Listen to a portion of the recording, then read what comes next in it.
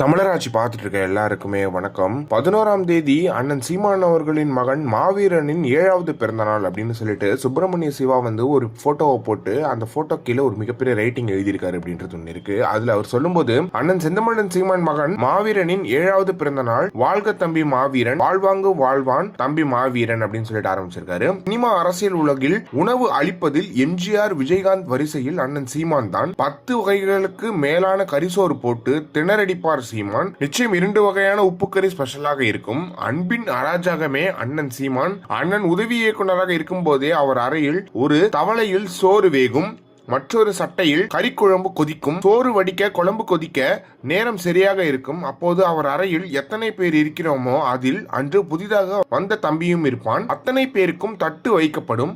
தலைச்சோறு அனைவருக்கும் சரிசமமாக கொட்டப்படும்.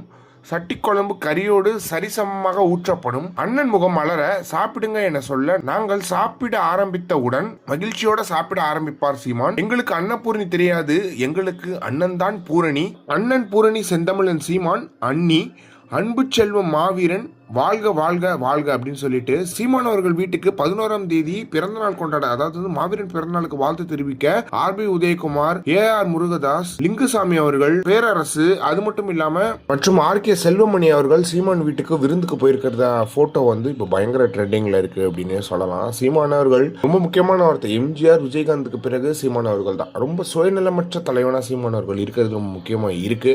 எனவே இதை பத்தி என்ன நினைக்கிறீங்க அப்படின்றத மறக்காம கமெண்ட் பாக்ஸ்ல சொல்லுங்க.